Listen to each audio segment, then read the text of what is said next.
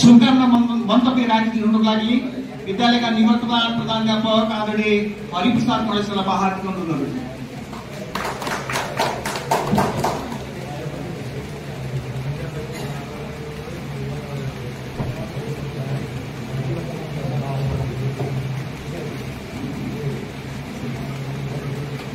धन्यवाद।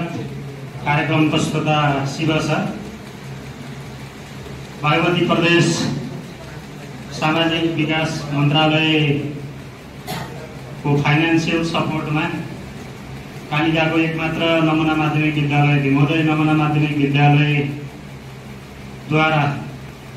यसको क्याचमेन्ट क्षेत्रभित्र रहेका सम्पूर्ण विद्यालयका सरोकारहरूका बीचमा शैक्षिक गुणस्तर कसरी अभिवृद्धि गर्न सकिन्छ भन्ने ध्येयलाई बहस गर्न आयोजित यो कार्यक्रमका आदरणीय सभा अध्यक्ष तथा विद्यालय व्यवस्थापन समितिका अध्यक्ष अनन्य मित्र गोपालजी गुप्ताजी, यो कार्यक्रमलाई र यो विद्यालयलाई सधैँ माया गर्ने हाम्रो कालिका नगरपालिकाका नगर पिता आदरणीय नगर प्रमुख विनोद रेग्मीज्यू, मञ्चमा मैले अत्यन्त श्रद्धा सम्मान गर्ने विभिन्न विधाका खास गरी मलाई पनि सिकाउने डोराउने अभिभावकहरू हुनुहुन्छ। एकमुष्ट रूपमा उहाँहरू सबैप्रति श्रद्धा सम्मान व्यक्त गर्दछु। यो कार्यक्रममा सहभागी हुन आउनुभएका विभिन्न विद्यालयका आदरणीय अध्यक्षज्यूहरू, प्रधानाध्यापकज्यूहरू, पिटिए अध्यक्षज्यूहरू,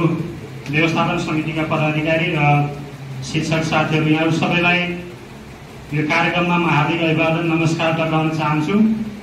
प्रारम्भमा जुन लोगोमा जुन ब्यानरमा यो कार्यक्रम अहिले प्रारम्भ भइरहेको छ अत्यन्त भेगमा छ। यसले जुन उद्देश्य राखेको छ त्यसले सार्थकता प्राप्त गर्ने गरी, लक्ष्य प्राप्त गर्ने गरी उत्तरार्धसम्म भोलि पनि रहेको मैले जानकारी लिएको छु। सहभागितापूर्ण अन्तर्क्रियात्मक सङ्गुलित अन्तर्क्रियात्मक रूपमा एउटा निष्कर्ष बनाउने गरी, एउटा सङ्कल्प बुझ्ने गरी यसले आफूलाई सफलता प्राप्त गर्न सकोस्, म शुभेच्छा शुभकामना व्यक्त गर्न चाहन्छु। वास्तवमा शैक्षिक गुणस्तर यति भेगको शब्द छ। हामी यो क्षेत्रमा वर्षौँ दशकौँ काम गरेका छौँ र पनि बोल्न भन्न जति सजिलो छ, किनभने हामी त जिम्मेवारीमा छौँ, अरूलाई उत्तर दिने ठाउँमा छौँ।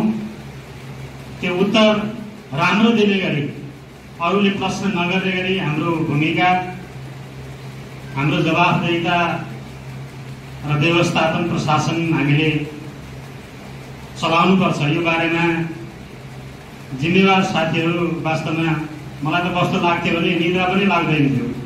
सायद मलाई जस्तै यहाँहरू जिम्मेवार साथीहरूलाई हुने गर्छ र यो फोरमबाट हुने यो प्रकारको चिन्ताले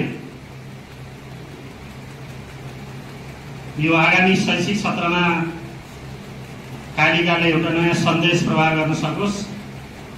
एकीकृत रूपमा मेयर साहबले यहाँको सामुदायिक शिक्षालाई आफ्नो कार्यकालमा धेरै राम्रो लयमा पुर्याएको गुणगान चाहिँ आफ्नो कार्यकालपछि सुन्ने गरी यहाँहरू लाग्नुहुनेछ, लागिरहनु भएको छ। म विशेष गरी कार्यपालिका प्रमुख भएका कारणले गर्दा यहाँको भूमिकाको ध्यान आकर्षण पनि गराउन चाहन्छु। वास्तवमा विद्यालयको शैक्षिक गुणस्तर बनाउने काममा जो हामी लागिरहेका छौँ, भोलिन्टियरली लागिरहेका छौँ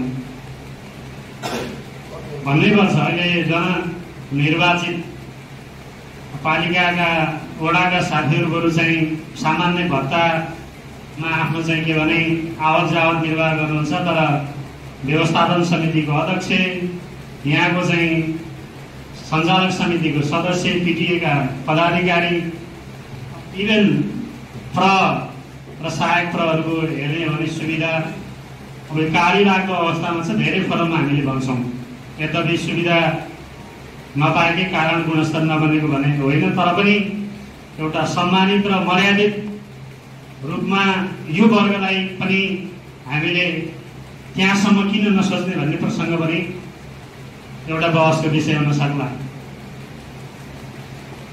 सामुदायिक विद्यालयको सन्दर्भमा एकदमै पेचिलो छ। हुन त पछिल्लो समय हामी सबै दिउजिएका छौँ, जागृत भएका छौँ, सबै प्रहर, सबै समिति, सबै शिक्षकहरू